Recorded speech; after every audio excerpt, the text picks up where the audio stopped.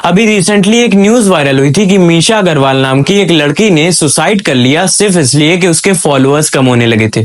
हाँ, फॉलोअर्स कम होने लगे थे। हाँ, हो सकता है कि ये बात तुम्हारे लिए कोई सेंस नहीं बना रही होगी क्योंकि तुम्हें ऐसा लगता है कि कंटेंट क्रिएटर मतलब जस्ट एक वीडियो बनाने वाला।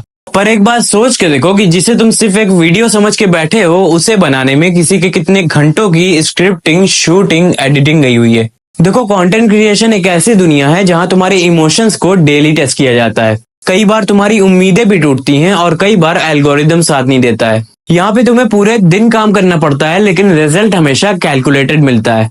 पहले तो ये एनालाइज करो कि कौन सा कंटेंट चलेगा और कौन सा नहीं। फिर उस पर रिसर्च करो, फिर घंटों तक स्क्रिप्ट लिखो, फिर शूटिंग करो और फिर घंटों तक एडिटिंग भी करो। इतना सब कुछ करने के बाद एक 60 सेकंड की वीडियो तैयार होती है जिसे तुम रील्स के नाम से जानते हो। फिर उस पे व्यूज आएंगे कि नहीं उसकी टेंशन, व्यूज आ गए तो रिव्यूज की टेंशन, रिव्यूज भी अगर अच्छे रहे तो फॉलोअर्स की टेंशन, और अगर फॉलोअर्स भी बढ़ गए तो स्पॉन्सरशिप कब मिलेगी इस बात की टेंशन। तुम खुद से सोचो, जहां तुम्हें सिर्फ एक दिन के अंदर इतना सारा पेन और इतना सारा स्ट्रेस झेलना पड़ रहा है, वहां तुम्हारी मेंटल हेल्थ का क्या हाल हो चुका होगा। देखो, अब मैं ये नहीं कह रहा कि उस लड़की ने सुसाइड करके बिल्कुल सही किया। मैं बस तुम्हें ये बताना चाह रहा हूँ कि अगर तुम्हें कंटेंट क्रिएशन में आना है तो तुम्हारा मेंटली स्ट्रांग होना और एक अच्छा माइंडसेट रखना बहुत जरूरी है, वरना चांसेस हैं कि तुम भी कुछ वैसे ही कर बैठोगे जैसा कि उस लड़की ने किया।